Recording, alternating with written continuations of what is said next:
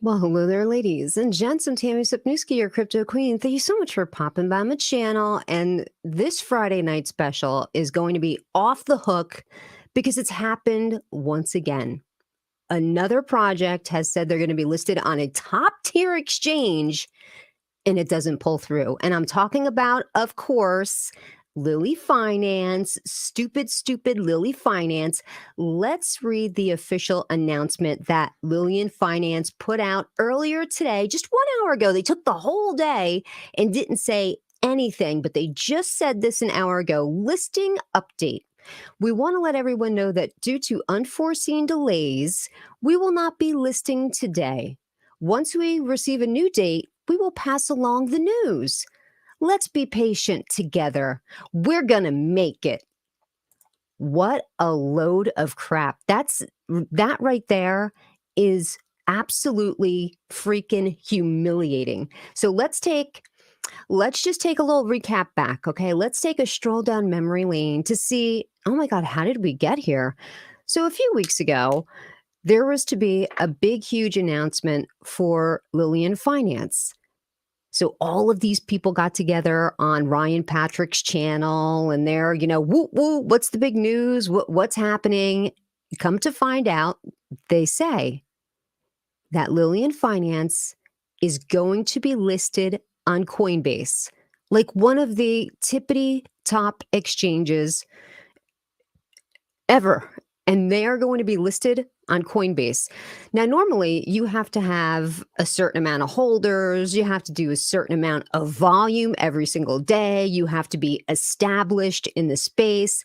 But the theory was that because of what they are, they're going to be a medical blockchain company and that they help out children, that somebody was doing Brad Beatty, who is the CEO of Lillian Finance, a favor.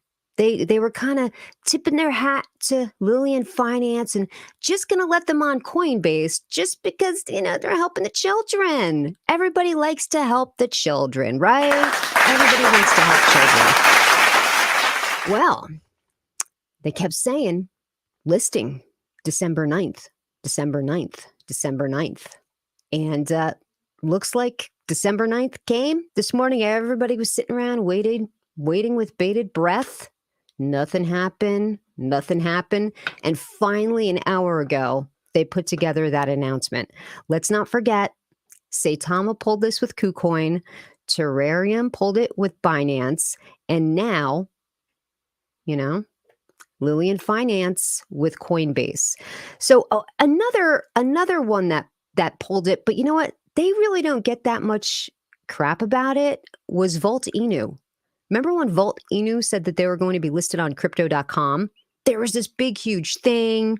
Poor Pablo Crow was on his channel crying, but somehow that listing never happened. But Vault never gets hit with it. They never get hit with it at all. So let's take let's see.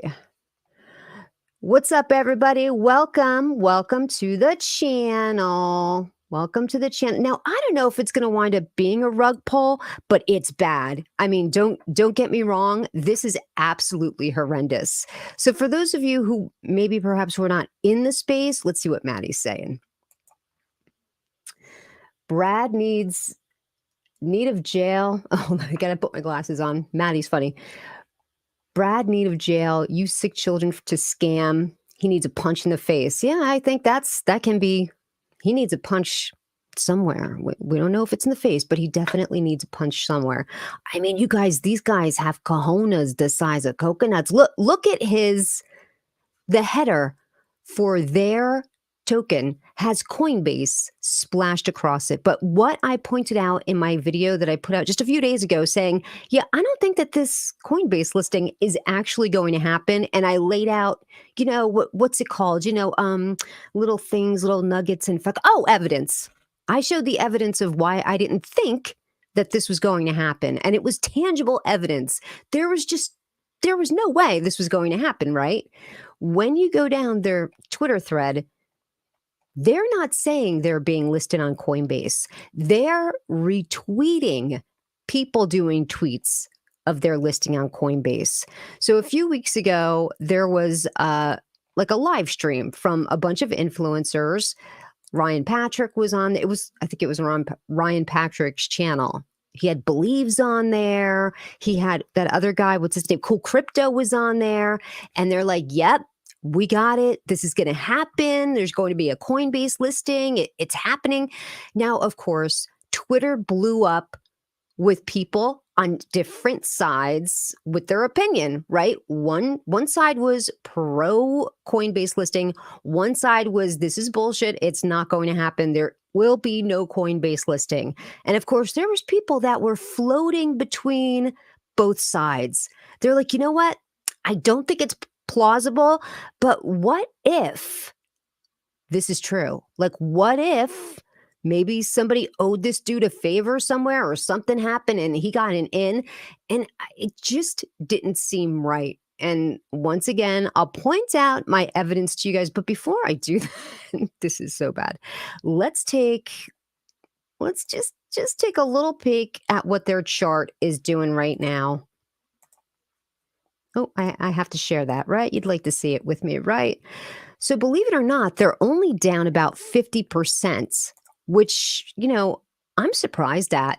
I thought that they were going to be down by like 75, 80% because this was absolutely staggering news. This 100%, that news should have shook this project to the absolute core. But what I think happened is, because they released the news so late, they let today basically go by the whole entire time without saying anything. And then they just released that an hour ago. So maybe there's people that don't even know that they made the announcement that the listing is not going to happen. Maybe that could be. We don't know. We'll have to wait and see. But once again, here's where we have to start saying, I know we're not for a lot of government regulations because when government gets involved with stuff, they seem to get just swept away. They get out of control. They want to start regulating everything too much. But there is definitely an argument to be made about regulating the DeFi space in a way like this. So do you guys think that this is a clear case of market manipulation? Like, did somebody in Lillian Finance buy a crap ton of Lily Finance before the announcement on Ryan Patrick's channel and then dump it before today? Well, we do know, let me pull up Dex Tools, because we do know that there was a huge sell.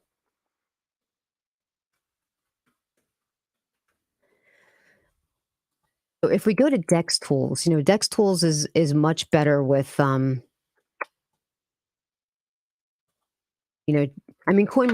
you could check out the chart and everything. But once again, I got it. What's up, Eddie? How you guys doing? So we have a comment here from Crypto Fitness and Gaming. Let's be serious. It was a Nigerian. Absolutely no one would give him a second chance. People continue to give him the benefit of the doubt. Just saying, you're totally right. And that's what I think happened with Terrarium. I think they totally got Nigerian princed, right? I think they did that with the absolute best of intentions. Like, they really thought they were going to be listed on Binance, but that just didn't happen. So if we go down to Dex Tools, it was according to Dex Tools, yeah, they're down by 50%. You could see that huge whopping red candle here. So if we go down where it says total ETH, we can hit this a couple times and see the big sells. Look at this, a 59 ETH sell. That's crazy. 59 ETH sell. That was today. Yesterday, there was a 46 ETH sell. Well, and then there was a 21 ETH sell. And then today, look at all these sells. Like, that's big numbers, right? That's not, somebody dumped their half an ETH that they had in Lillian Finance. These are some pretty big, significant sells. And the reason that I bring this up is a few days ago, Ryan Patrick had made a comment about Terrarium because, once again, they had to sell out of their marketing wallet. I don't know why they just don't fix their taxes, their tax structure to just get all of the taxes paid in Ethereum instead of the native token, because every time they need marketing money, they have to sell their token. So Ryan Patrick put out a tweet saying, "Oh, look at this chart. Look what happened here." And what happened? They had the same problem today. They had a massive, massive dump with Lilly Finance. So again, I'll say, freaking Lilly Finance just has Coinbase splashed across the top of their Twitter, but they haven't officially said anything about a Coinbase listing. Is this them covering their ass? That's what I said. I'm like, you know what?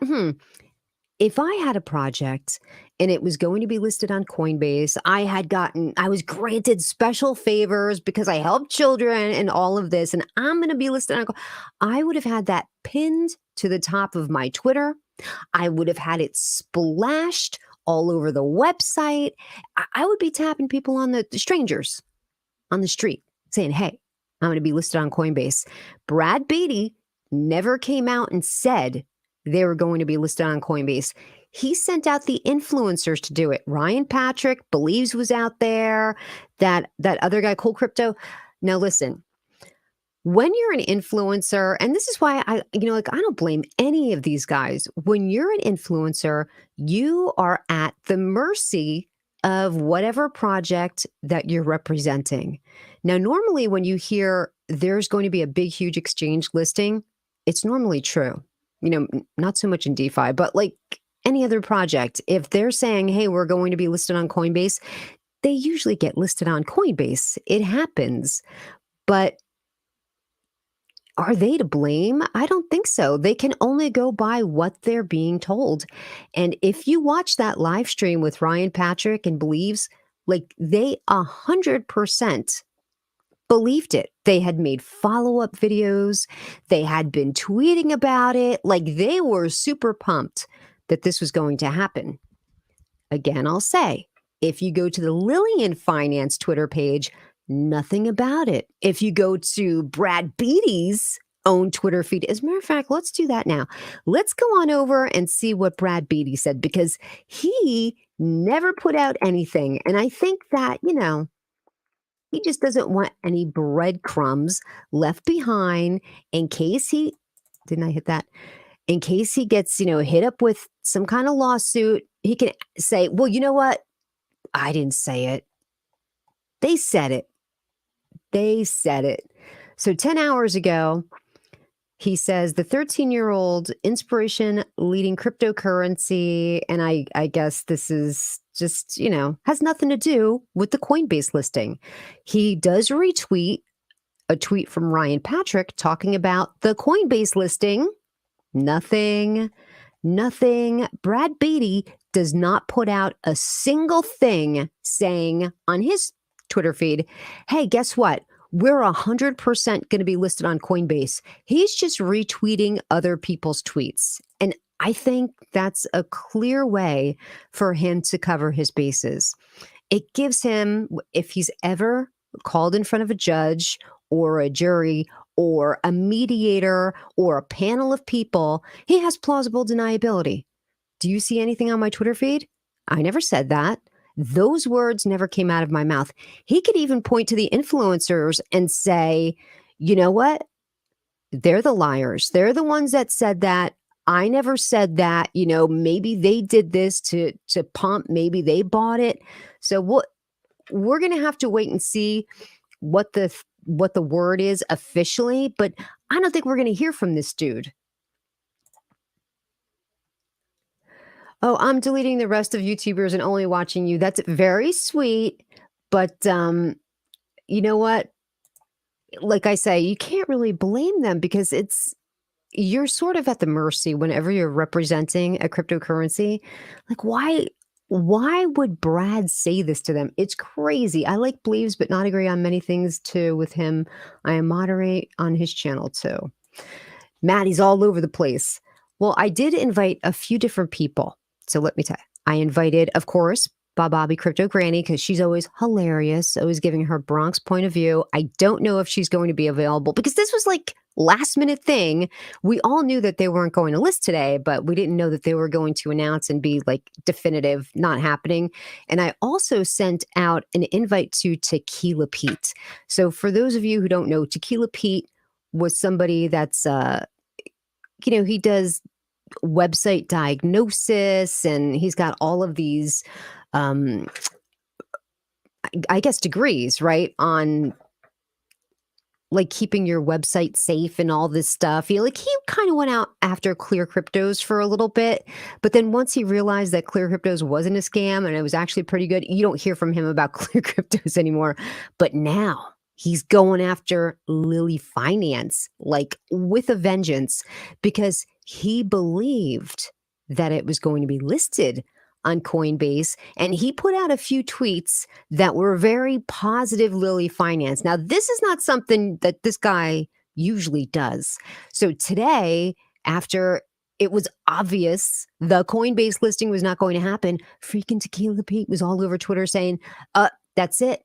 I don't even care about Saitama anymore. You are a marked man. I'm going for you so hard. As a matter of fact, let's look at his Twitter because it was actually pretty funny. Because he's just like he's kind of like an internet kind of nerdy kind of guy, and he was not happy. So this, let's see, no, not that. He's got that pinned. But okay, this is what he says. Saitama, because he was always going after Saitama. Saitama, I am finished.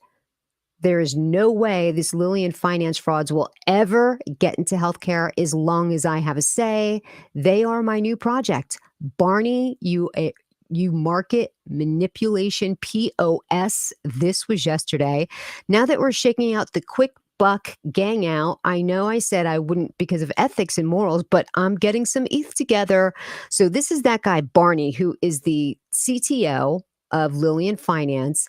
And he's still saying, no, hey, I'm going to buy in. It's still happening.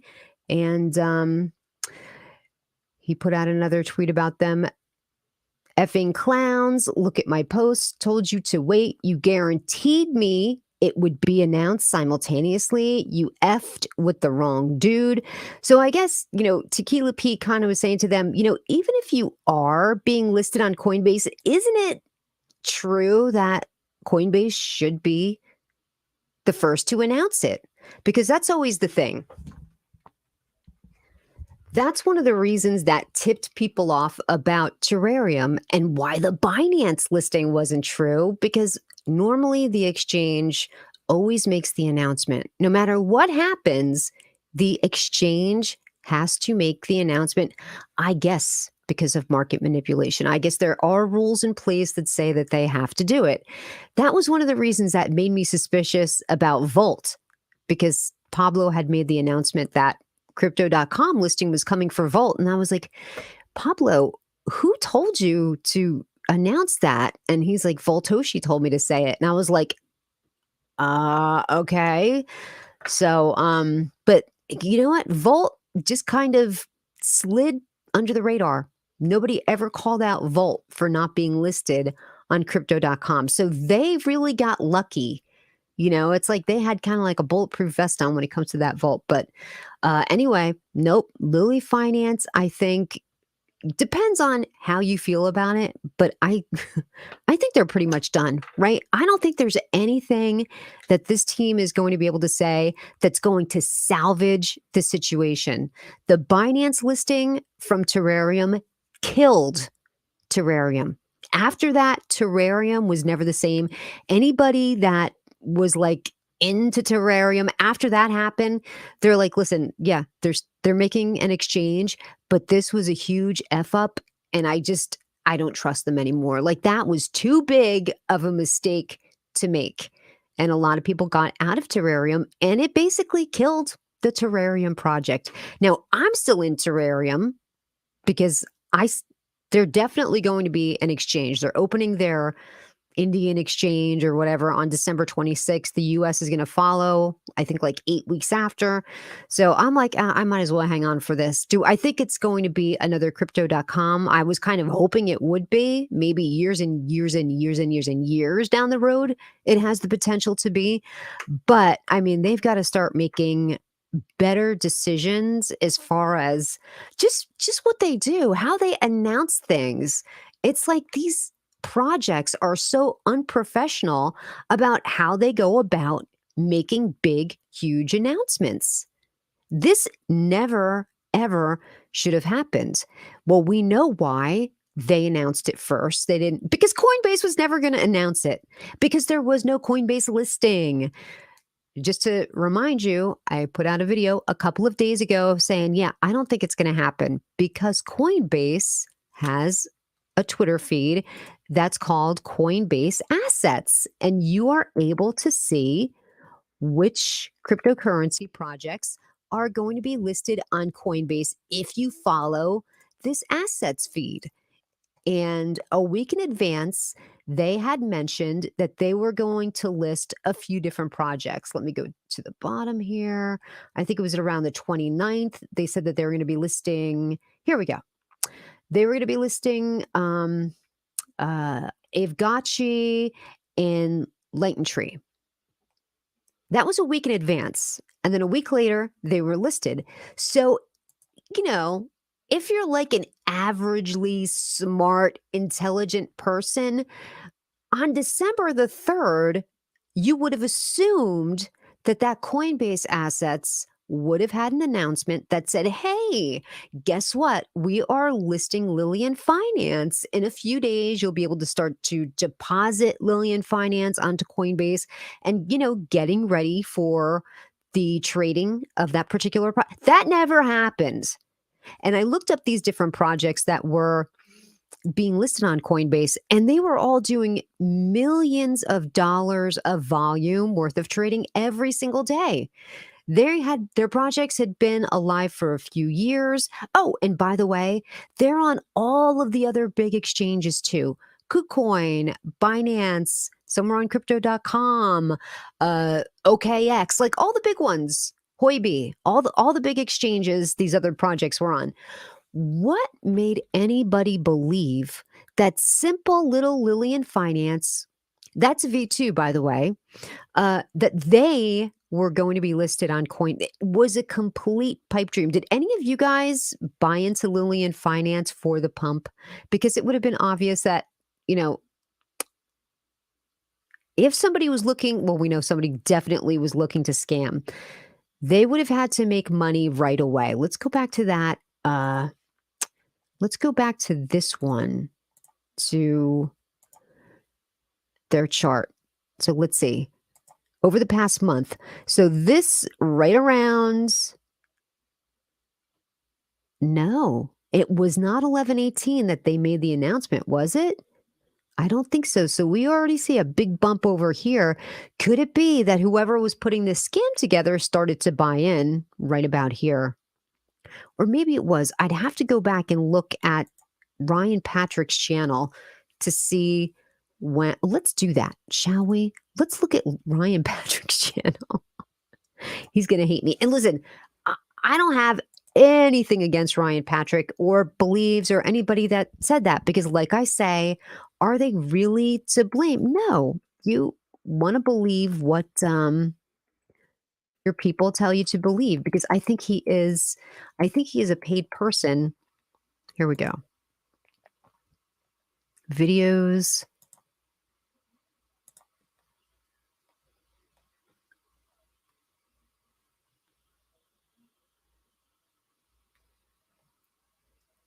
I guess it would have been the live stream, right? Where is this Tribe Tuesday? No, where was that big one where they were like, oh, it's a big announcement. Lillian Finance emergency. I think this is it. No, 6 months ago. No. Geez, now I don't even know where the hell it is. But they are oh, I know what happens. He must have already erased the video. That's what happened. He probably He reversed course, ran over to his YouTube studio creator and was like, delete, delete, delete. That's what had to have happened because it would have been over here on his YouTube channel. So that's oh, ladies and gentlemen, I would like to add to the stream Mr. Tequila Pete. Mr. Pete, welcome so much to my channel. Hey, hello, how are you? Good, good. Thank you so much for popping on by. I really, really appreciate it. I know I've offered you an invite before, but you are a very difficult man to get a hold of. So I appreciate you popping by the Queen's Court. Welcome. Hey, nice to be here. Busy man, always drinking tequila and whatnot, but I am here.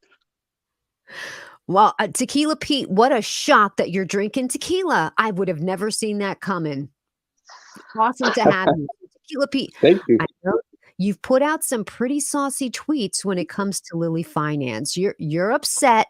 You know, you've definitely let them know that you're not a man to be bandied about and that you're upset as far as what they said and kind of led the community on. And there were a lot of people who invested in Lillian Finance because of the Coinbase listing. And now these people are going to be burned. And I know that you're just out there trying to help the average holder, be safe. You're all about security, right?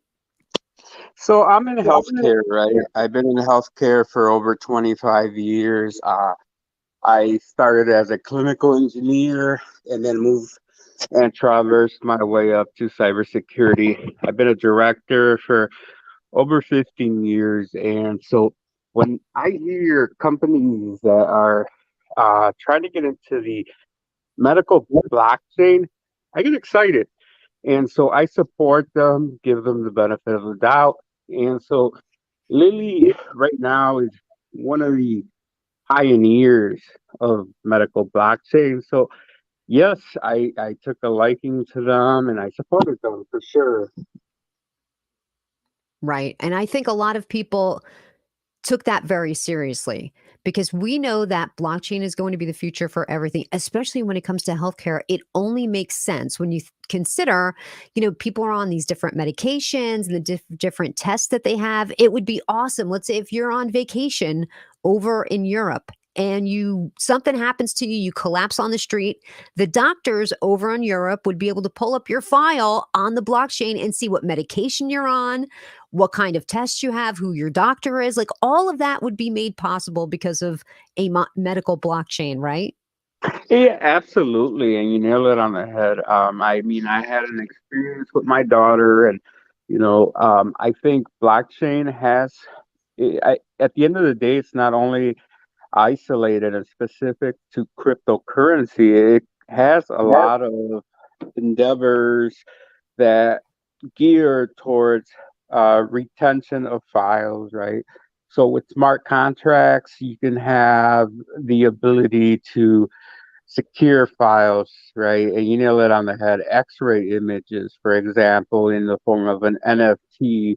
And so you're in another country, you call out that NFT, and you're able to traverse the blockchain and get your files from a patient payment standpoint, right? You're investing in cryptocurrency and you're in a situation where you are not financially prepared for an emergency.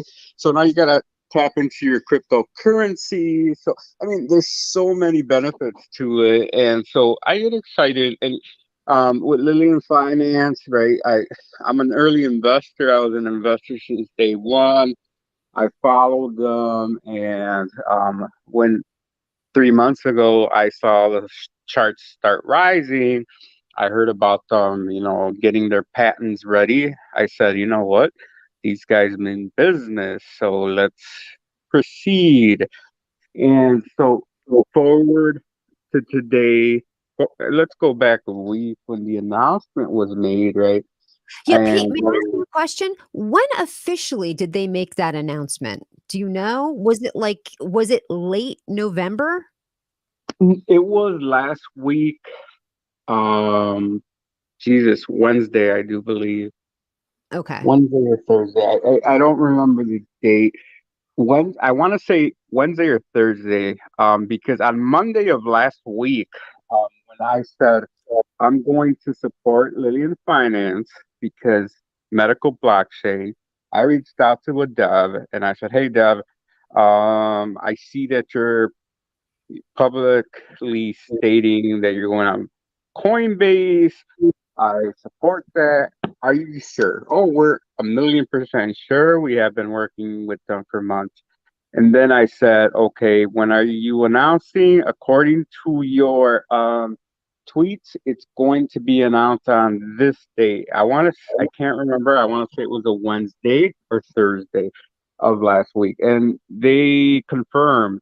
And um, I said, "Well, are you," and I shared this on Twitter. I said, "Are you absolutely sure, Deb? Because Coinbase needs to announce first."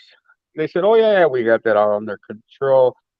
Forward to the day of the AMA, I was on there half an hour before the AMA. It was 11 o'clock Central Time, 10:30. I say to the dev, "Once again, let's confirm you have a simultaneous," no, I said, "You have an announcement with Coinbase." "Oh yeah, we have a simultaneous announcement."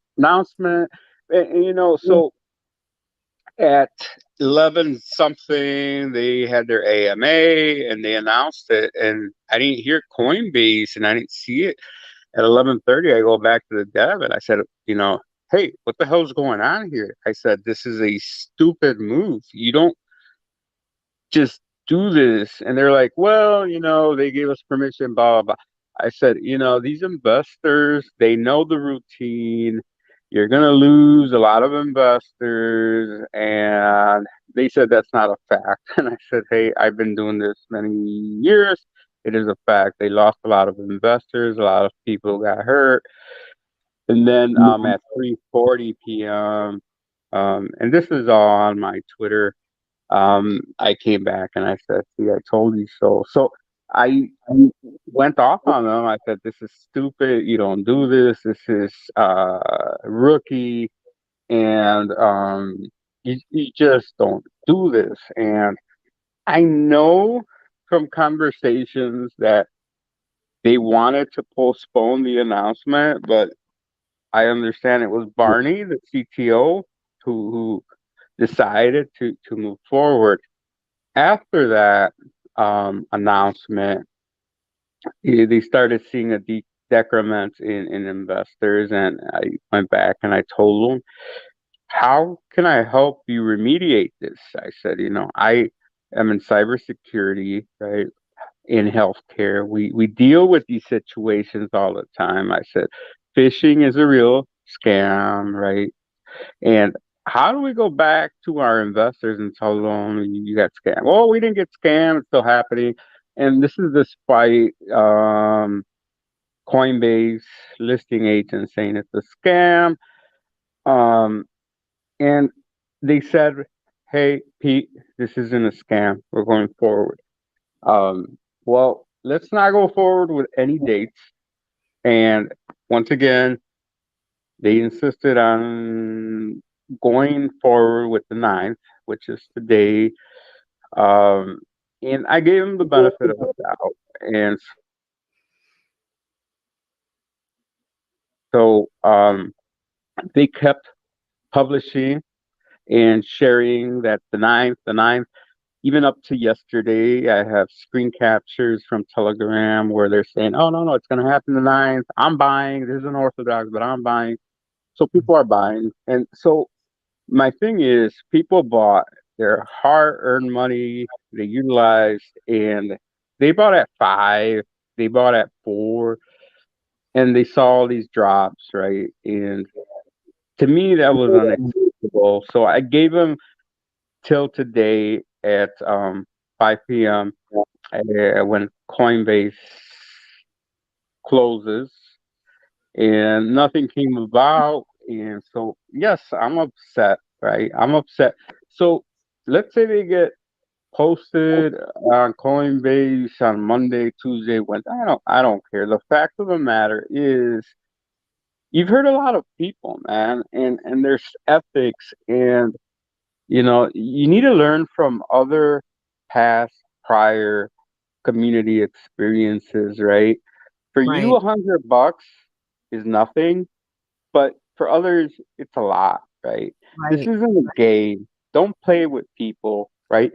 Keep your mouth shut, stick to your guns, and put whatever your promise in check. But don't put any dates.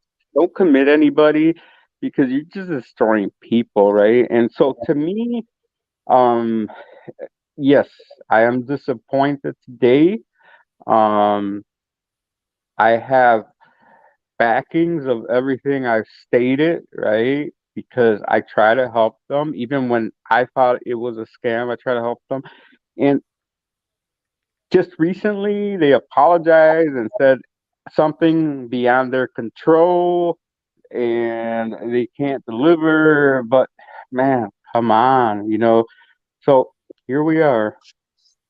That's absolutely brutal. And we did have a comment from Crypto Fitness and Gaming Channel. He says 2 weeks ago that they had made that kind of launch party announcement with Ryan Patrick and Believes and a couple of other people on the Bear With Me YouTube channel.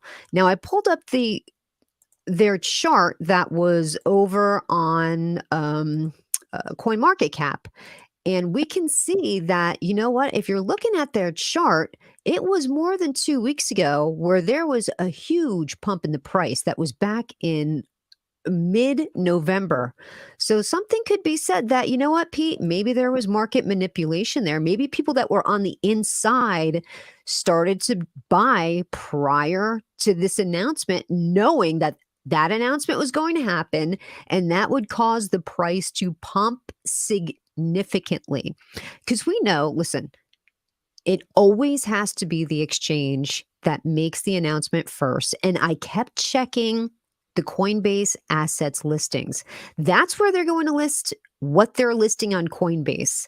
And the past few things that have been listed on Coinbase, they make the announcement a week in advance to that particular project launching. And they had done it with a Avagachi and Light and Try a week ago. So following the pattern, it would have been listed on Coinbase Assets on December the 3rd that Lillian Finance was going to be listed on Coinbase, but that never happens. And those other projects that are listed on Coinbase, they've been established for a few years. They do millions of dollars worth of trading volume every single day. And oh, by the way, they're on all of the other big exchanges too, like Binance, KuCoin, Huobi, Crypto.com. Like they're already all over these big, huge exchanges. Why would they make an exception for Lillian Finance that, prior to the announcement was doing like 50 grand a day in volume, has only been launched this past year, and it was a V2 because there was problems with the V1. So there was all of these little telltale things that made me very suspicious as to why I thought it was BS. So Pete, when you were talking to the dev, you said dev. Now, is there anyone in particular that when you say dev, were you talking to Brad directly or were you talking to Barney? Which dev were you talking to? Well, no, I wasn't talking to them. I was talking to the foundation, Oh, yeah, who is newer, and right. So he is newer to the crypto screen. He's a good guy. He's a foundation. He's done foundation work in the past, and his intent is obviously to help people, right? And so, um, I didn't talk to any of the lead devs, but I was working with him, and so here's my feeling. So Coinbase has announced that they are doing an experimental endeavor, which consists of tokens that are specialty and at the same time low volume, right? So when I heard that from Coinbase and I added one, I said, well, Lillian's a good candidate. They're blockchain, right? It's unique. I don't see other tokens that are blockchain. They claim to have a patent, and they are registered for a patent. So I mean, all the indicators were there, and I am in healthcare. I have been in healthcare for many years. I work with regulatory teams. I've seen Epic, who is in my backyard in Wisconsin, who is number one in medical records, come from a backyard entity to a governance entity that's taken over the United States. I've seen McKesson, I've seen DICOM protocols. So I work with the Joint Commission, CMS. I know all the regulatory entities, the FDA. And so I'm like, you know, this is what I've seen in the past prior to crypto, and I've seen these organizations succeed. So when I saw Coinbase say there's an experimental effort that we're going to attempt, I said, well, thank God that Coinbase is going to take these meme tokens who really aren't meme, started off as meme, but are there to actually provide a service that is unheard of. And so that is why I jumped into it and I supported it. Because of that. So there is a Coinbase announcement about these experimental. And what does that mean? What does that compare to with what Coinbase is releasing? So experimental basically is another term from a legal standpoint, from what I understand, that says these are very high risk. So when you're gonna buy, they're gonna probably send 3 to 10 announcements saying this is very, very, very high risk, it's experimental, blah blah blah. So that's kind of where I put Coinbase at. I'm like, well, yeah, you announced it's experimental, so okay, let's move forward. Yeah, but I still, so are you saying that you think it still might happen, that it might be listed on Coinbase? Because I don't think that's going to happen. Well, after today, I, I don't know. I don't think it's going to be listed anymore. I think that the timeline has been exhausted, and the way I see it, right? Because from what I do, I'm gonna try to decipher what happened, right? You showed your graph. You showed that, Lillian has gone up. I mean, in the last 3 months, I think it's up 600%. I want to understand what's happening, right? I'm not in crypto to invest. I'm in crypto to get educated. I believe in blockchain technology, not from a cryptocurrency standpoint, although I do invest in I make these in place.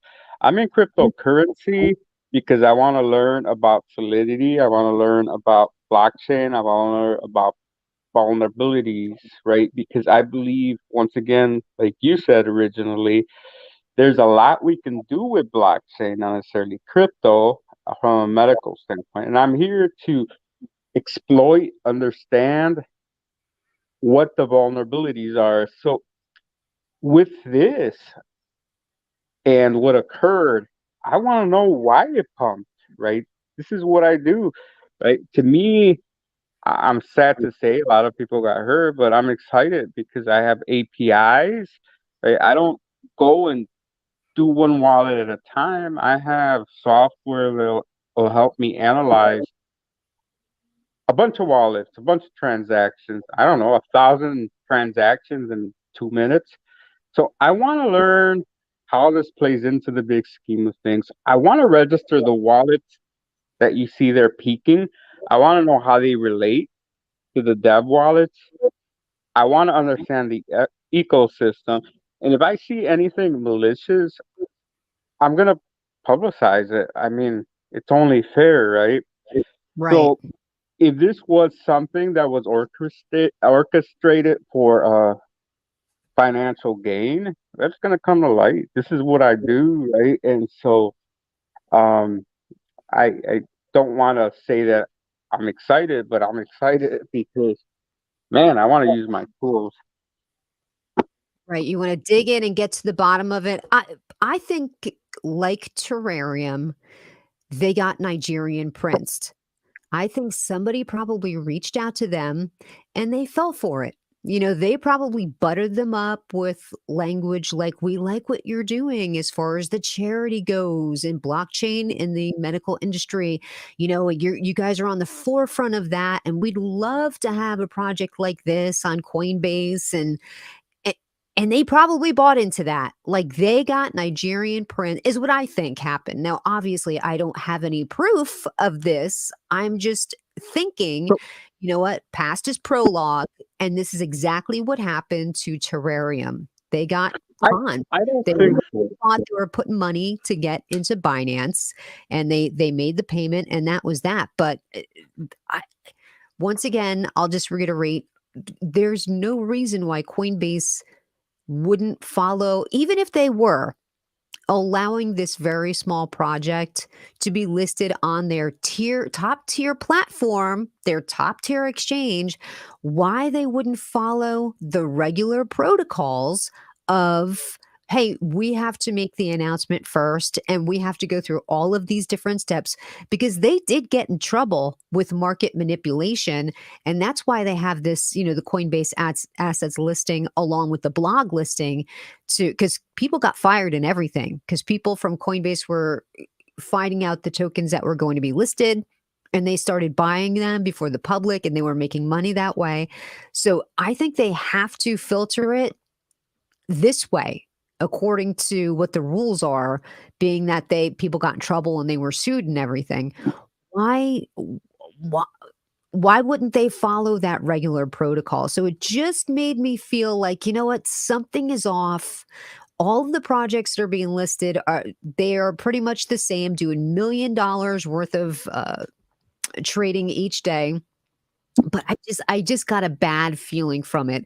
And you know what else I got a bad feeling about, Pete, was that Brad Beatty himself wasn't tweeting anything saying we're going to be listed. And Lillian Finance wasn't officially tweeting anything saying that they were going to be listed. They were just kind of retweeting tweets and liking people's tweets and doing this and that. But there was nothing that formally came out saying, hey, you know what, that listing is definitely going to happen. And so that's another thing that made me suspicious. It kind of, being that they didn't formally write a tweet and put it out as a communication, it kind of gives them, I can't say plausible deniability, because at this point we all know that they were kind of in on it, but it's a very, very bad look for them, especially since they waited until the 11th hour of today, because today was the day. They were supposed to be listed on Coinbase December the 9th. And everybody was kind of waiting around all day saying, hey, you know what? When's it going to happen? Do you have a time? Like, what's going on? Well, we know whenever any exchange launches a project, if you're a holder, if you have that project and you hold it, let's say you bought it on MetaMask and you hold it in your wallet, they normally let you start depositing that project into Coinbase a couple of days in advance. This way, if you want to start selling it when the trade turns on, you can. But there was no announcements about, hey, start depositing your Lillian Finance into Coin. There was nothing. There was a few kind of misleading tweets put out there that saying, this is how you buy Lillian Finance on Coinbase, but they do that for everything and everyone. It has nothing to do with them being listed. So I just don't know how they can sort of come back from this. I think a lot of people have dumped out of them, and I don't think there's ever coming back from that, look what it did to Terrarium. Terrarium was never the same project after the botched Binance listing. So how do you think Lillian can come back from this? How do you think that they can restore any kind of faith in their project? And can they? Is So anybody going to trust them again? I think if it goes on Coinbase, for whatever reason, I'm 99% positive it will not, but let's explore that 1% because they're experimental. Um, they might get there, but for me, I, I'm not here to get rich on crypto, right? I'm an engineer, right? I have a clinical engineering bachelor's. I have a cybersecurity and network bachelor's. I'm not just gonna sit here. I think what they did is dirty, and I will email Coinbase when I'm done with my assessment. I took out off 2 weeks with my findings. I have people who have been in the Telegram and screen captured what needs to be screen captured. I mean, to me, regardless of how this goes down, people were impacted, people were affected. There was manipulation. I shared some postings about Barney saying, hey, I'm going to buy into this. I mean, to me, that's all bullshit, right? Keep your mouth shut and move forward. So, if it does happen, that slight chance, I'm still going to balk at it because some people were wrong and lost. Um, why they made it this long and didn't announce. I, as an engineer, gave them the benefit of the doubt, even though everybody was saying, "Hey, Pete, what the hell are you doing?" Right? And so I come from an engineering standpoint, right? And I work in healthcare, and so if there's a time and a date, they've exhausted it, and that's why I'm here, right? That's why I'm here, and I was supportive of them, and you know to be honest, I learned my lesson, right? I should have learned it with Terrarium. I should have learned it with Saitama. But I think the whole blockchain, medical blockchain excited me. And, so Yeah. at the end of the day, they failed. And I'm sorry. Oh, I just want to say thanks to Crypto Fitness Gaming for super chat, and I just want to read his comment really fast. He says, "Medical records on the blockchain? Question mark. I was an auditor for the Big Four audit firm and audited hospitals in the Northeast. The mission statement makes zero sense." And I have to be honest when I say I never read their mission statement. So thank you very much for the super chat. I greatly appreciate it. But yeah, well, I definitely I didn't read their. Did you read their? I'm sure you read the mission statement, Pete. I don't even have to ask that. Well, But so you've been I, invested I for a while. did read I read the mission statement. I'm once again, right. My role in healthcare as a director is to define regulatory compliance for medical instrumentation. So I work with the FDA, right? Equipment needs to be undergo 510K accreditation from the FDA to even be considered a reliable source of medical equipment in healthcare. I work with the Joint Commission, CMMS. um, I work with ACR, the American College of Radiology.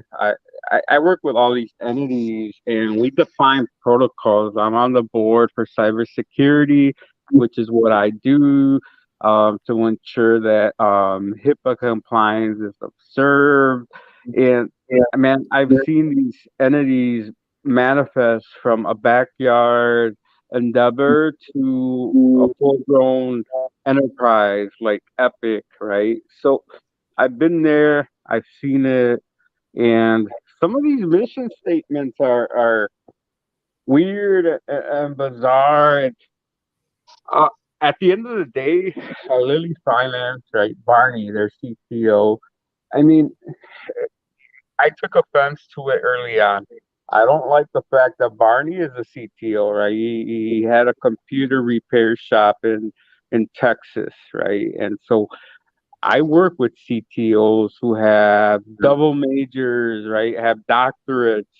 in clinical engineering, have doctorates in well, whatever it is, right? Cybersecurity, and they are CTOs, they are CISOs in the industry, and to have somebody like that uh call shots, right? I'm asking for his resignation because he's the one, from what I understand, that took the decision to announce, right? And to me, that's reckless. And if he resigns, we would have a more stable conversation. But if he doesn't, right?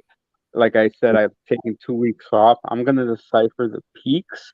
I'm gonna decipher what happened, the wallets, and my God, at the end of the day, Brad, he's got Oh, his own listen, personal situations, and I will add to them. But we need to get the CTO who made the decision of making this announcement the day of, when Coinbase didn't announce. I want him out because he affected and impacted a lot of people. So, Barney, if you see this, dude, leave. Barney, you're in trouble, So definitely it was Barney, the CTO of Lillian Finance. He was the architect of the announcement of the Lillian Finance listing on Coinbase. It was definitely him. From what I understand and was told, they said, "Hey, maybe we should wait on this," and it was him that said, "Proceed." So, Proceed. yes, That's bad. I mean, it's just bad. And he was even on the video with the launch party that someone had pointed out that it was on that other channel. It wasn't on Ryan Patrick's channel. And it was 2 weeks ago. So that would be probably late, like probably November the 25th. But we could see there was a big spike in sales on the 18th. And like you said, Pete, even before that, because if we look back at their chart, like there truly was a big bump right around October the 7th. There was a big bump where it actually lost to zero, came back down, but then it kept pumping again. So let's say that they did make the final announcement around, if it was 2 weeks ago, that would have been like 11. Yeah, it would have been this day right around here, the 18th, probably, that there was a big spike in price, or maybe even later. If it was 2 weeks ago, it would have been like the 25th. So it looks like there was a lot of people that were accumulating earlier from when the but time that they made the formal announcement for the Coinbase listing. So it, to me, I think when all of it's said and done, when all of this gets traced back to who was it officially that said there was going to be a Coinbase listing? Where did this information come from? And if it was Barney and he was the one that said, yes, let's go ahead and make the announcement, he 100% needs to step down. And I think anybody that participated in the marketing of that launch, even if it was like resharing tweets and stuff, I mean, they propagated this big, huge lie. They too should resign as far as I'm concerned. If you push this lie and you financially benefited in any way, you should 100% be held accountable, because that's manipulation. And a lot of people lost a lot of money. Some that's people the can't beauty of afford this, their right? money. And I hate to say that, right? Because once again, I'm not in cryptocurrency to get rich. I'm in cryptocurrency to get rich in a different way, right? So not by crypto, but by coming up and formulating ideas and concepts, right? And learning the code and the vulnerabilities, not for crypto, but once again for healthcare technology, because I know this is going to be hot. So that's what I'm learning, right? And so the good news is that I am so excited to use my tools, right? You saw that chart. I will trace back every transaction that happened in that time period, in that first spike, right there. You see that first spike. I will trace back every wallet. I will follow every wallet. I will see who sells, who dumps. So I'm excited. I'm excited because I have the APIs that I've written. And if this works, right? it'll help a lot of people, and my proof of concept will be there, and I'll use this as an example, and I will patent my ideas, and we'll have plenty of conversation. Unfortunately, I don't want to take shit from the investors, but I can't wait. Right, next week, this weekend, I'm going to celebrate and tell my kids, hey, this is what I'm up against for the next 2 weeks. Um, So and for the next, hopefully, you're laser focused on Lily Finance. This is your world. Lily Finance is your world for the next 2 weeks until you get clarity of who bought what, how much they made, and when they dumped it. Right? exactly, and how the market came about, and how these wallets trace back. I have from I think I want to say the top 20 wallets. I know who owns them. I know where they go, and I'm not gonna say who owns them because I don't want to fight the current investors, right? That wouldn't be fair. But I will say, for those who are there, there's a potential for you to lose a lot of money. Some of these top wallet holders are not good people. Um, so take it as you like, but they're not part of Lily. So it's not like I'm saying, hey, Lily's gonna dump on you. It's not gonna be Lily dumping on you. It's gonna be other people, and I know who these wallet holders are. Um, so you know, take that, investors, with a grain of salt. Focus on wallet number 26, who is a very bad actor. He's a Saitama dev, and just be careful with that. He owns over $130,000. Um, I know who the wallet holders are. I've been monitoring them, and so now I'm going to put my analysis together and knock it out. Okay. Well, it sounds like you're gonna sort of go through everything with a fine tooth comb. We got another super chat from Crypto Fitness and Gaming. I think that's your second one. Thank you so much. Here, one of the founders say that they will be listed on Coinbase on Bear With Me channel. That was the name of the YouTube channel where they had that launch announcing party. The title of the video is Lillian Finance Listing Party. This occurred 2 weeks ago at the 2 minute and 38-second mark. So it's that video is looks like it's still up. So it's unless the guy takes it down, but I'm sure there's people that have already like recorded it and got it Oh, in and yeah. so oh, Foxy's in the house. Don't bother doing mine. I lost on that launch debacle. Yeah, like a lot of people have lost on the Lily Finance. But so Pete, for 2 weeks, you're gonna dig into Lillian Finance. You're gonna will you come back on the channel to give us your diagnoses of what your findings were? Oh, absolutely. I mean, I have my team, right? It's not just me. I have my team. I have Blockchainiac. I have Jay. I have Skywalker. So we have a team, right? To name a few, and we'll go through it. We'll interpret findings. Will come through me because I'm gonna lead this. They do a lot of the work. These guys are geniuses at what they do, and we'll formulate something. I didn't want to go there, right? I actually told some of my folks to just sit tight and stop and give them the benefit of the doubt. And, you know, um, they were very upset with me, right? They're like, Pete, how can you accept this? It's blatantly in your face. And so um, I lost, and I told all my people to go and do what you gotta do. Send me the transactions, and we'll go through them. But my team is solid. They know their shit, and for the next 2 weeks, we'll get somewhere. And if they do get listed on Coinbase, hopefully they don't have any skeletons in their closet.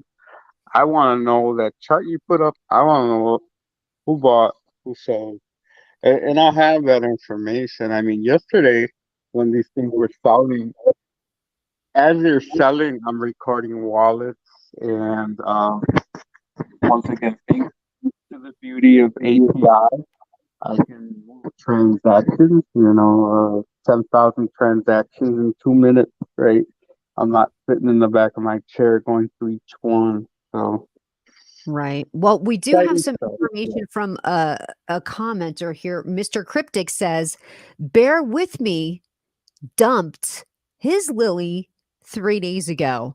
And if that's true, that's pretty big news because that was the channel that they did the listing launch thing on. So that if that's true, that would be kind of ugly because I think that guy was still kind of tweeting saying, "Hey, we're still being launched on Coinbase and on the 9th, and everybody watch out. You're gonna miss out if you don't buy into Lily now." That's the whole gist of it. Oh, actually, we have another person popping into the stream. It is Bob Bobby Crypto Granny. What's up? What's up, Bob Bobby Crypto Granny? Welcome to the stream. Thank you. Hello to Tammy and hello to your guest. It's Hello, Pete, hello, hello. Tequila Pete. So he's going. So Bob Bobby Crypto Granny, did you buy into Lillian Finance? I actually did not. I missed it. Is that a good thing? No, they no. We'll have to fill you in a little bit because we just had Tequila Pete here talking. For anybody that's just popping into the channel. So Lillian Finance had made an announcement about 2 weeks ago saying that they were going to be listed on Coinbase on December 9th.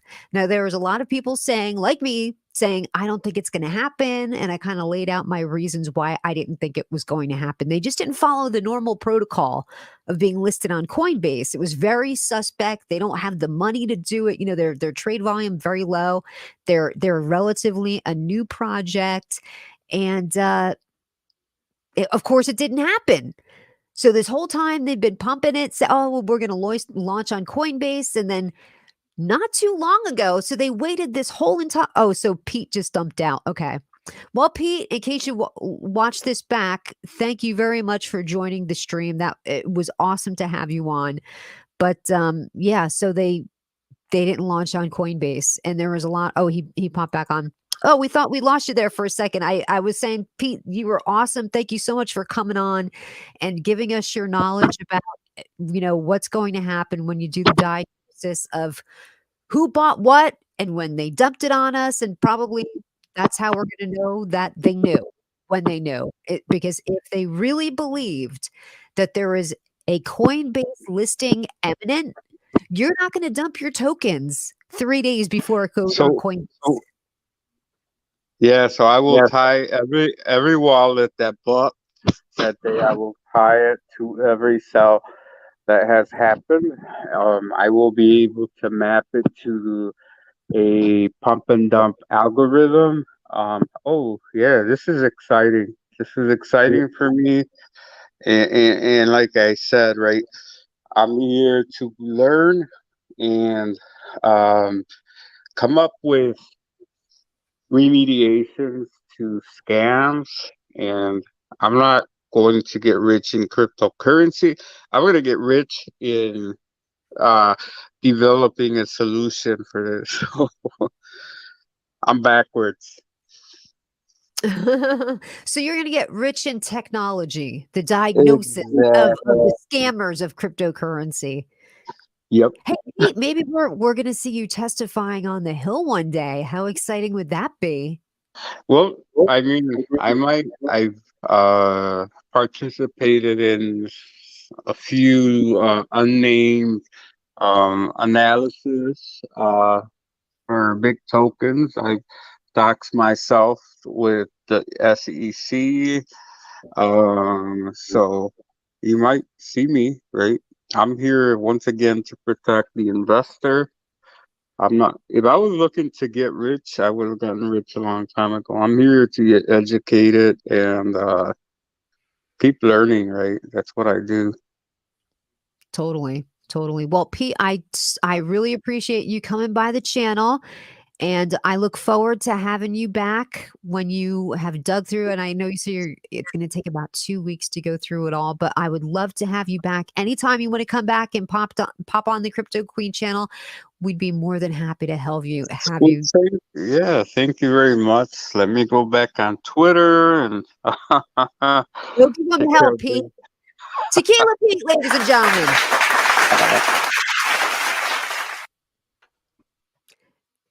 All right. So that was. Did you hear all that, Bobby Crypto Granny? Yes, very interesting. Ain't that some crap that they did that they pulled that? It It's not a surprise. it is unbelievable. I can't believe that they had the audacity to actually do this. So there's been other projects that kind of had this happen to. Say Thomas Yeah, said I they can were name a few. I can name a few that say they've been saying they're getting listed on big exchanges and it never happens. right.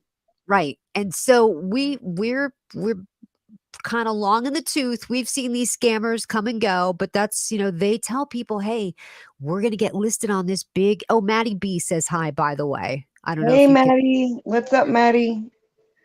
So, yeah, they just tell people, hey, we're getting listed on Coinbase. Then people who don't know believe it and they start buying that crypto. And then somebody left a comment on here saying, hey, by the way, that person that had the influencers listing party that Mr. Cryptic said that that guy sold his 3 days ago.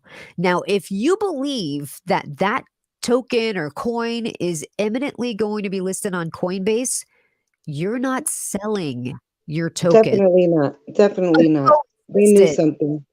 Yeah. Yeah, he knew something, and he knew something 3 days ago, or he probably knew it earlier, but he probably picked a good day, like, he was probably looking at the chart like, "Alright, hey, am I gonna get one last final pump in here?" And it looks like there was a final pump on like, the really big pump came on November, looks like 23rd, or actually, yeah, the 23rd. But the weird thing is, when did they start planning this? Because in early October, it was already picking up steam. Like there was some big bumps in that chart when it had been stagnant. Let me pull up the whole entire chart. It was like down with the rest of the market, right? Just kind of flat, not doing anything for a few months, I would say a good 4 or 5 months. Then all of a sudden, in early October, there seemed to be some steam and momentum, and the chart started to pick up. So it really makes you wonder what people knew and when they knew it. Like it's frustrating, but That's unfortunately, crazy. That's a lot of crazy. lost a lot of money. Well, And the good thing is you're here telling everyone. So if people are new into crypto, they're not aware of this. And now you're bringing awareness. And the people that have been in the space, yeah, can you keep talking for a second? I got to run and get my nose drops. Hold on. yes, absolutely. So Tammy's going to get her nose drops. And I'm just here to say if you're new in the crypto space, you got to watch people like Tammy. She explains these pump and dumps. And 9 out of 10 times, the new people in crypto are the ones who get scammed. And if anyone's been in this space for a while, we already know more or less the risk we're taking because it's very risky when it comes to something new. And I mean, there's just a whole different set of categories of crypto. And things like this are a little risky. And don't get me wrong, people make a nice dollar when they get involved in these projects, but not everything in crypto is promising. That's totally true.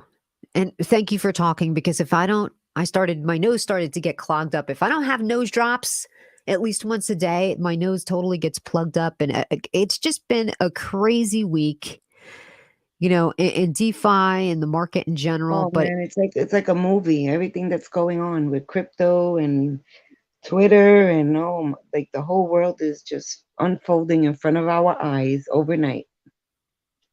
yeah, yep. But I So, got some gossip if you want it. hell yeah, we want gossip. Go on and tell us.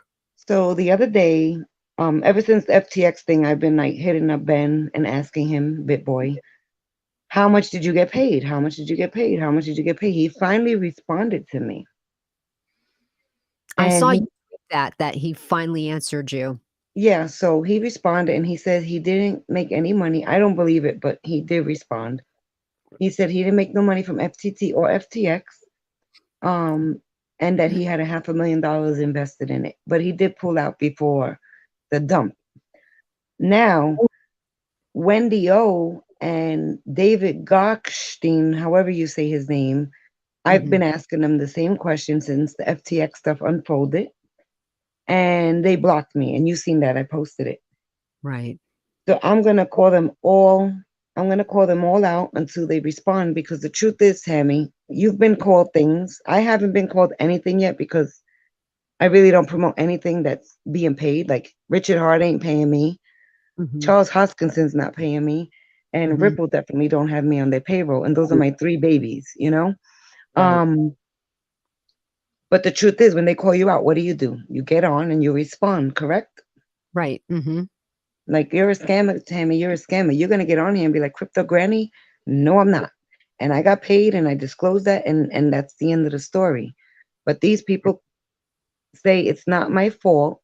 If people are watching, no, it is your fault because someone that don't know thinks that you're telling them something good, and they're gonna go for it. It's not your fault, but it's your fault at the same time. Right. Right. Well, but I do know that Crypto Wendy, though, she did say that, FTX was a sponsor of her channel. So we can expect that they paid her to say that, right? Because when you have let's take David Gokhshtein or Crypto Wendy or Max, I forget his name. He's got good videos.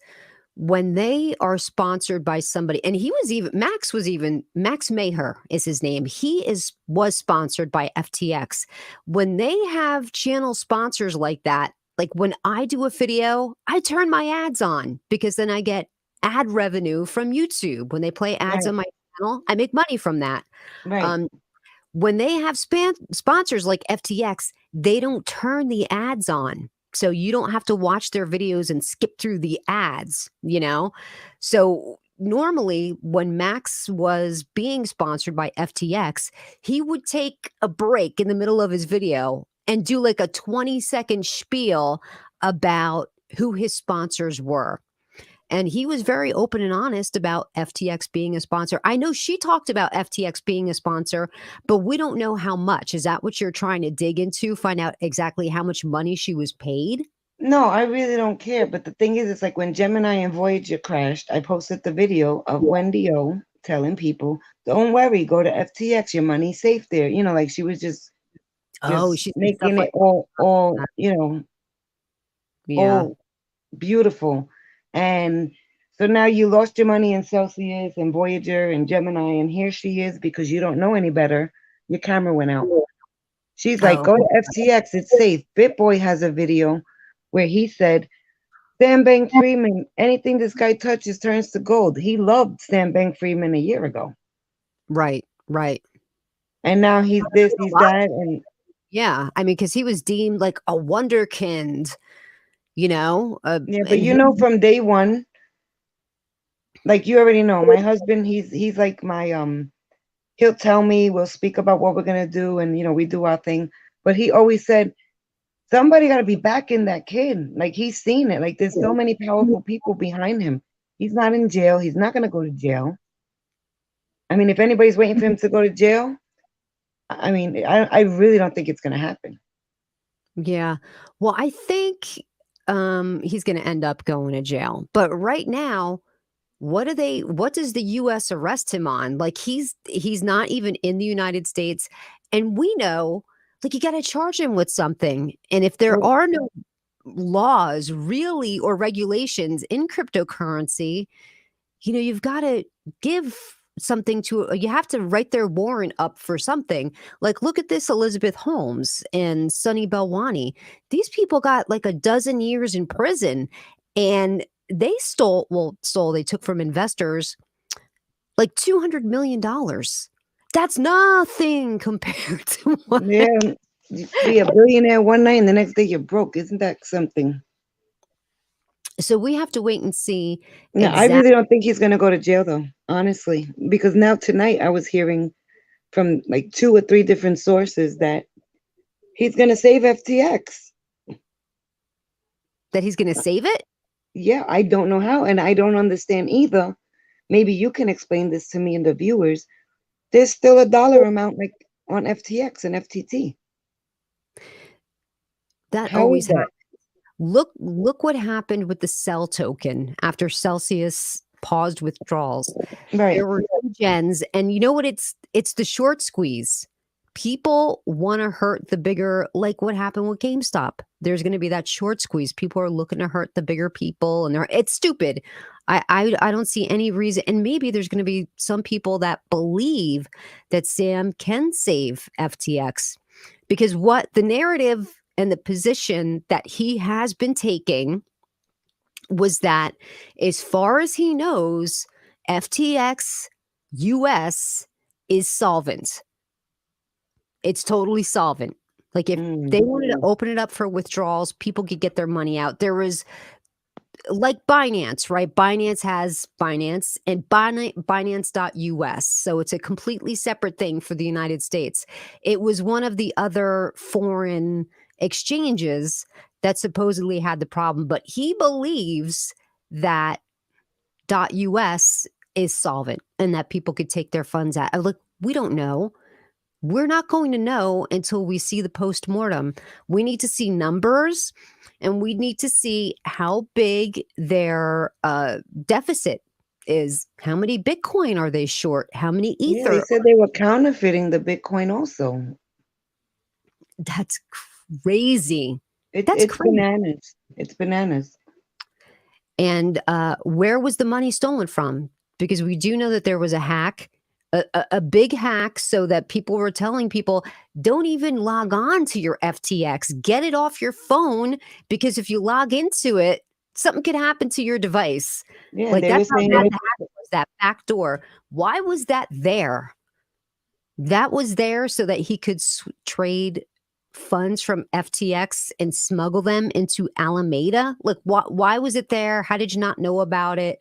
And how did somebody walk away with like $600 million worth of your cryptocurrency? It's crazy. I But don't one know. of It's all mind boggling. What really blows my mind too is like they said he didn't know enough, and he says he don't know more than elementary school math and whatever, but he knew enough to sit with Congress Yep. Yeah, and he explain. Like I testified. just don't get it. It's just crazy. I think that's what made him a target. Okay. I think that is why CZ and like people from like Ben from BitBoy, all the Bitcoin maxis, they hate Sam because they don't want regulations. They just don't want it. And he was calling for regulations of cryptocurrency. And that's why he had that huge target on his back, because they have that the DCCPA, which is the Digital Commodities Consumers Protection Act. People don't want that, right? They don't want regulation in cryptocurrency. And they're, obviously the Bitcoin maxis believe that they're the only true cryptocurrency. Everything else, like this whole sector of DeFi, we are unsecured, right? Like that whole lawsuit going on with Ripple right now. Everyone is waiting with bated breath to see what happens with that, because that can affect the whole of cryptocurrency. But that's why CZ didn't like Sam. That's why a lot of the big maxis didn't like Sam, because they don't want regulation, and he was calling for it. Now, listen, we have to wait. I am not defending him at all. I think inevitably, when it comes out that he commingled funds between Alameda and FTX, he has to be held accountable for that. Now, whether that's how many years in prison, I don't know. Who knows what he's going to get? Like I said, Elizabeth Holmes got 11 years in prison, and her CFO.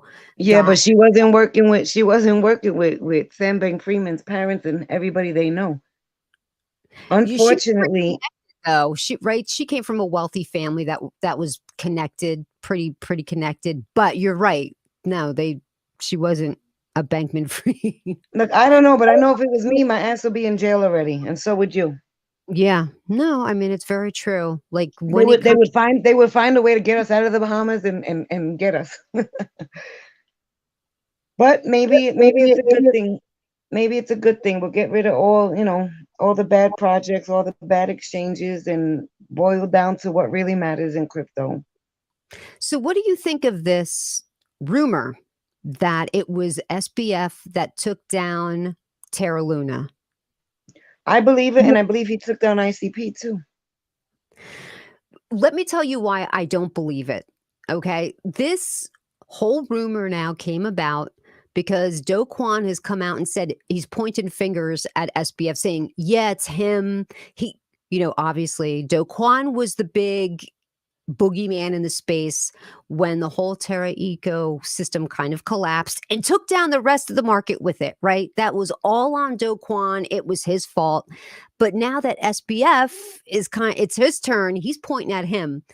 The reason why, and I want everybody to keep this in mind, the reason why Terra Luna went down is because somebody made a bet against Terra Luna and depegged their stable coin, which took down the Terra coin, right?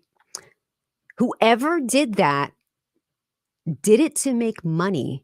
They made billions of dollars. So if you're thinking that SBF did this, he would have plugged whatever hole he had in FTX with the money he made from foiling Terra. So that's why I don't think that it was him. I think it was somebody else.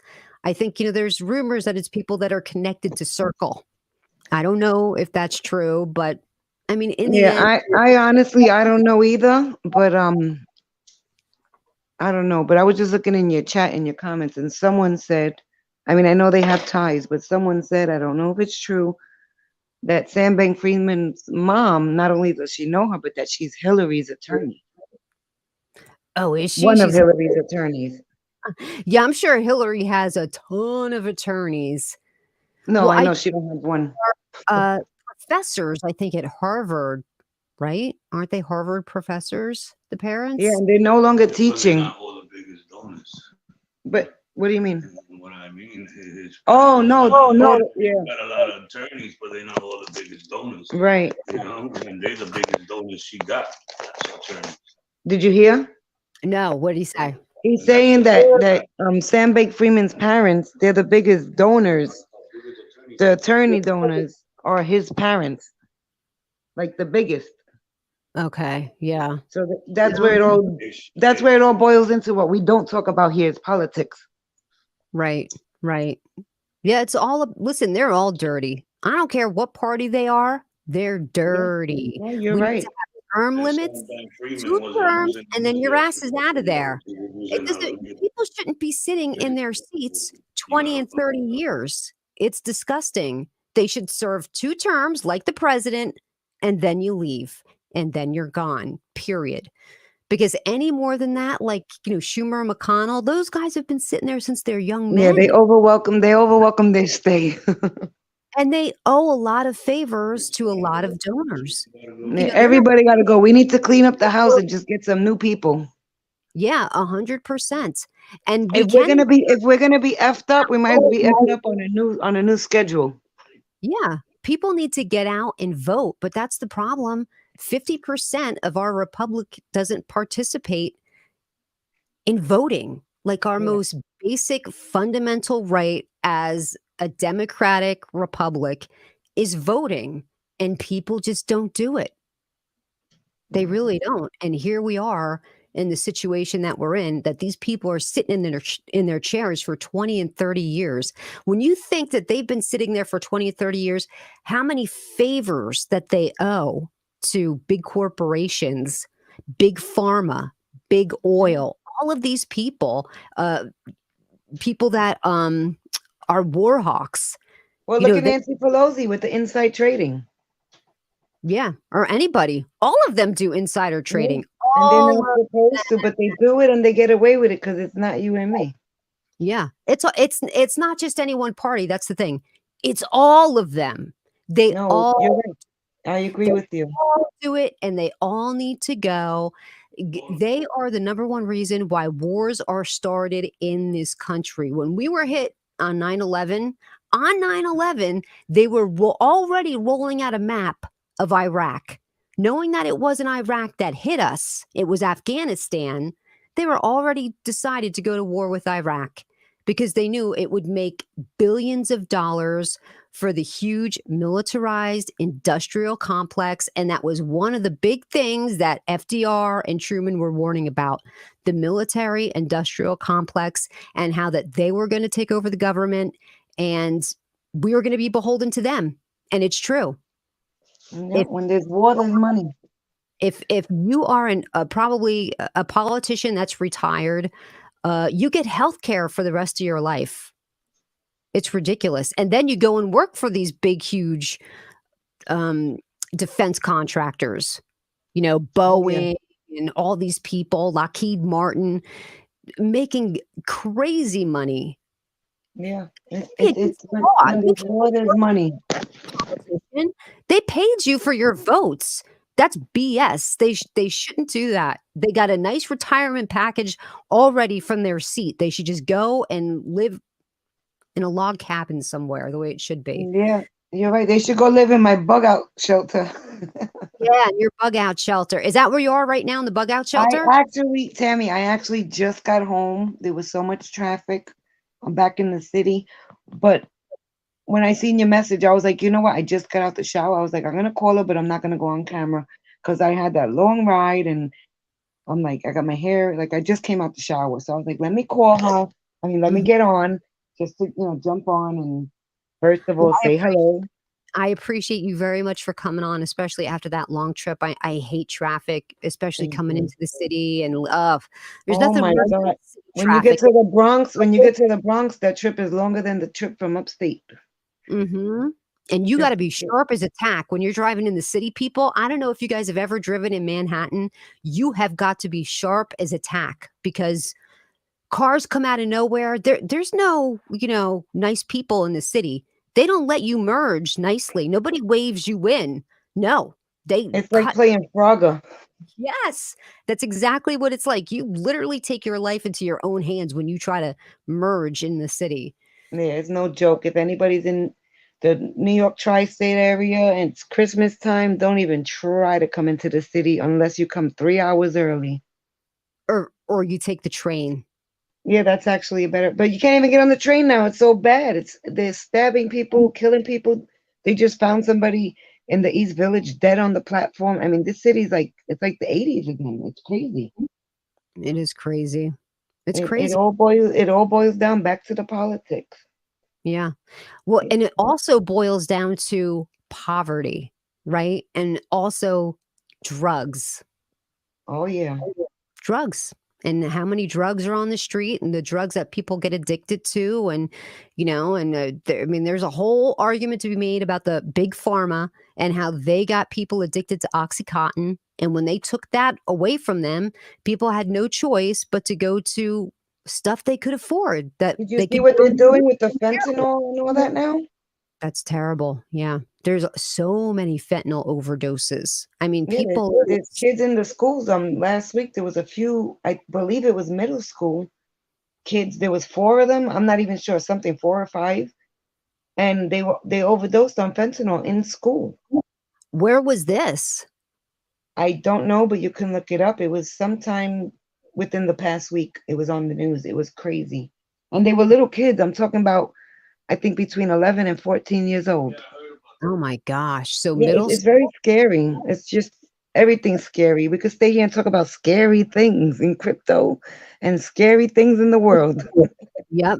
So, but this is my whole thing, right? People, if you want to change the system, and we can, collectively, we can. That's what a republic is, a democratic republic.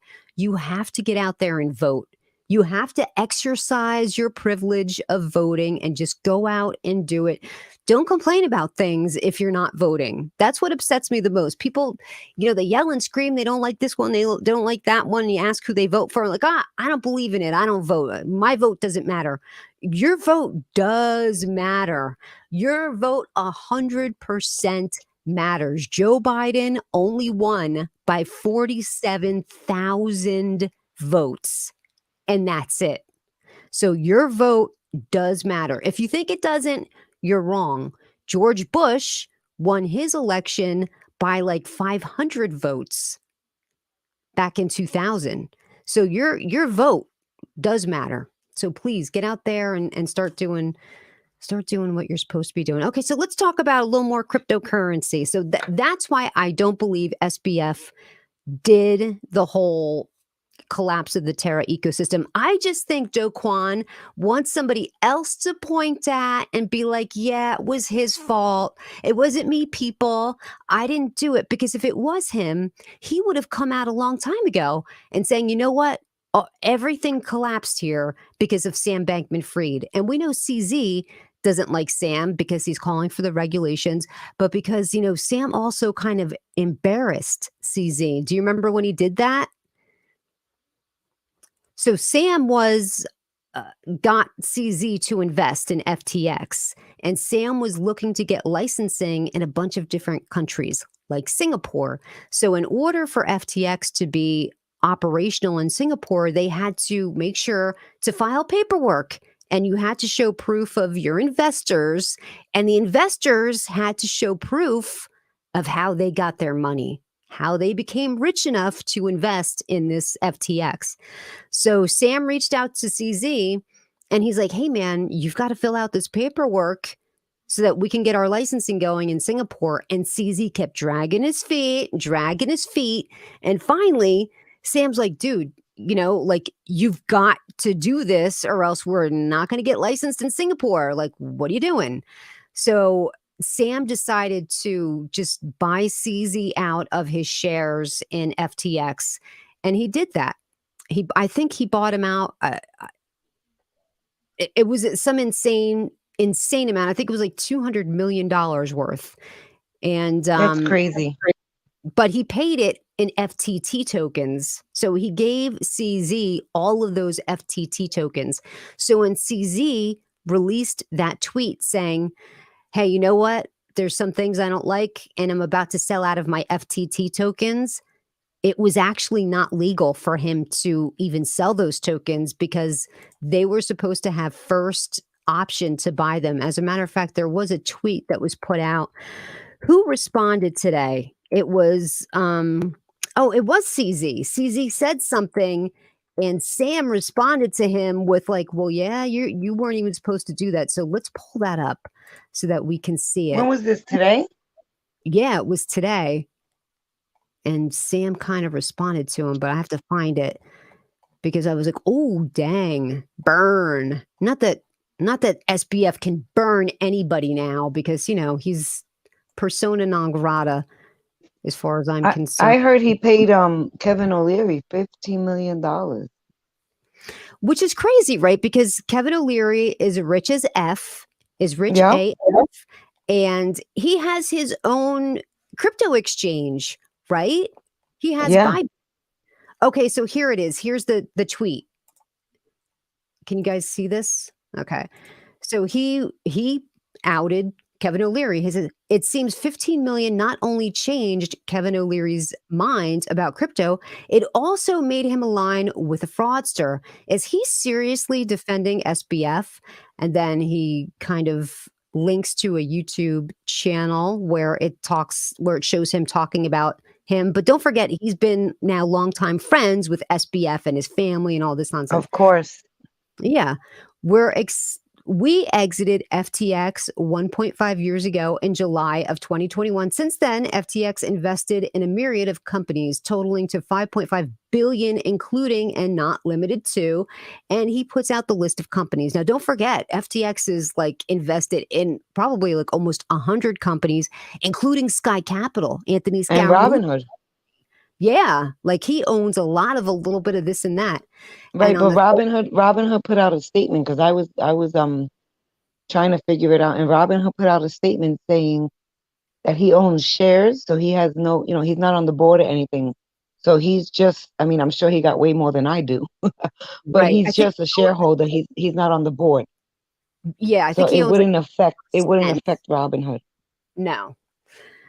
On top of that, FTX spent money on Miami Stadium, multiple Super Bowl ads, baseball referees, F1, not to mention massive political donations, luxury real estate, and reprehensible misuse of customer funds for worse than losing 15 million. You'd think that being used as the poster child for one of the greatest financial crimes in history would make Kevin O'Leary think twice before taking Sam at his word again, but clearly not, based on his appearance.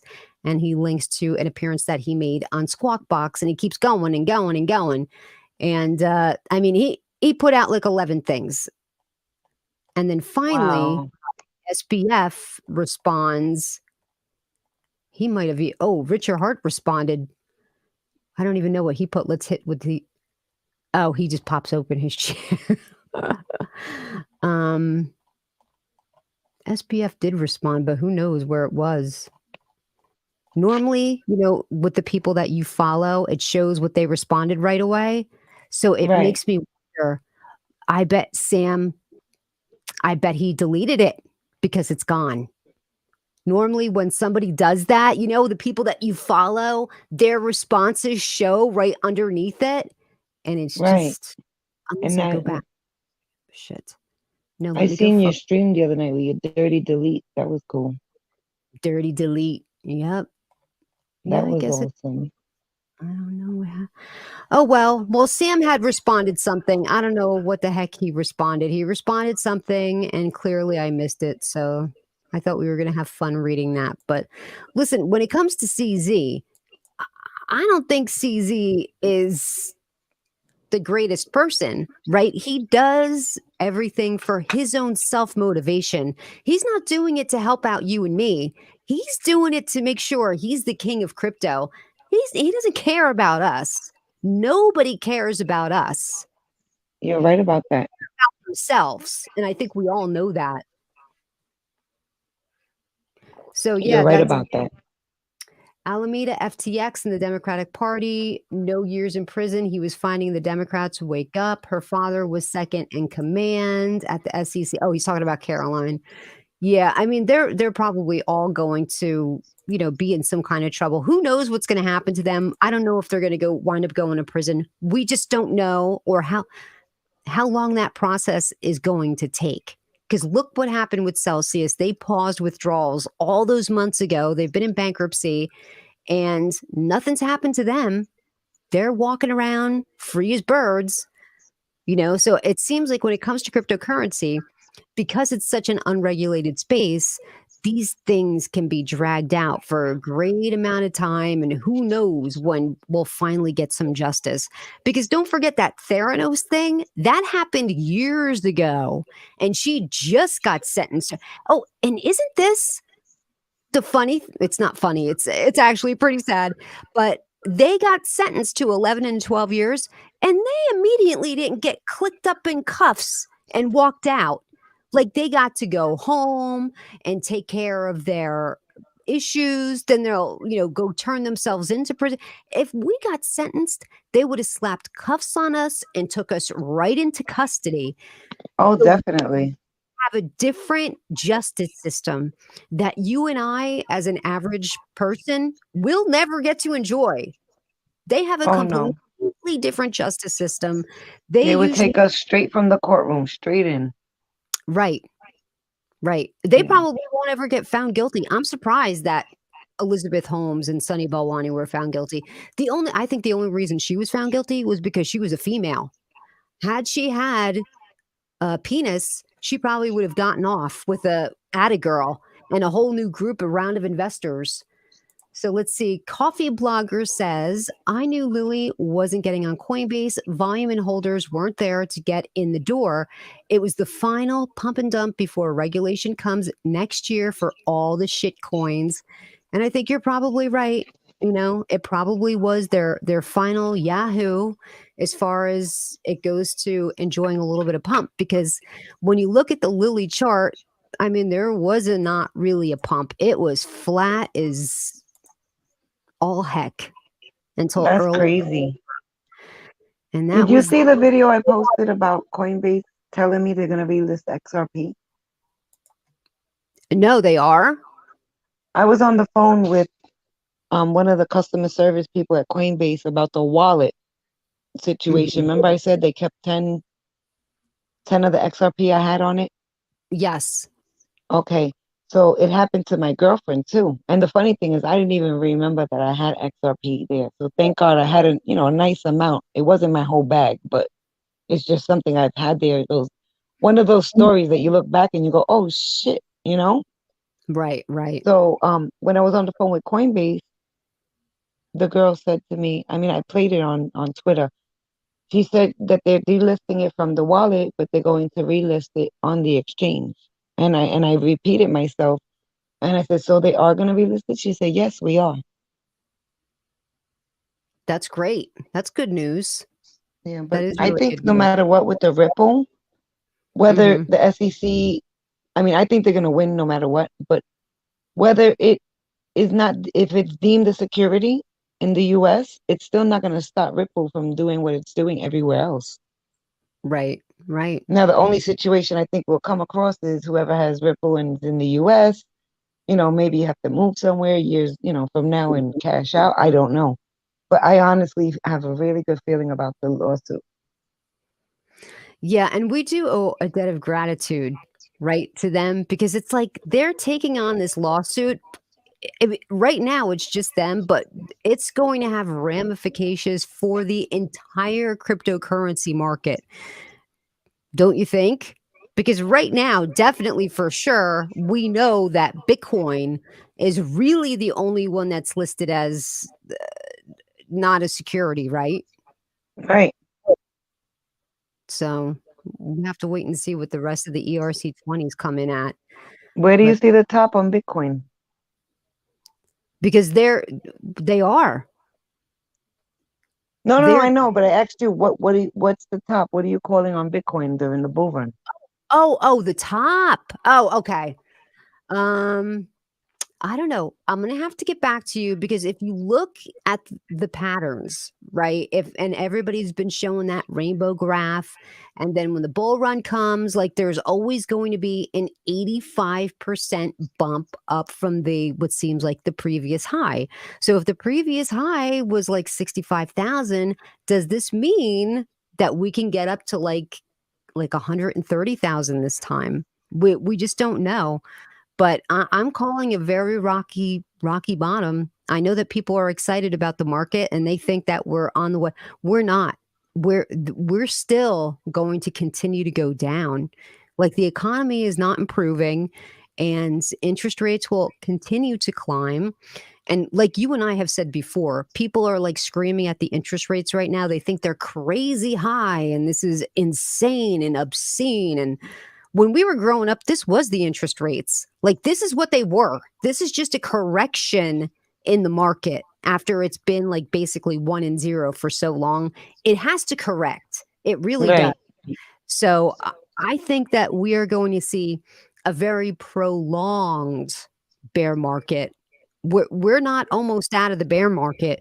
We're still very deeply into the bear market. So we still could see that $10,000 Bitcoin still come around.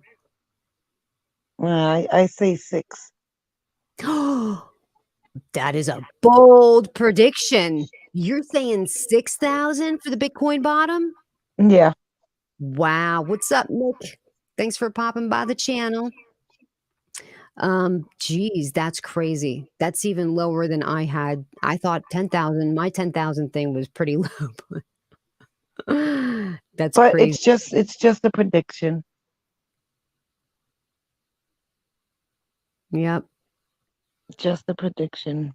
Well, we have to wait and see, like all predictions, right? Either they come true or they don't. Yeah, nobody knows. Nobody knows.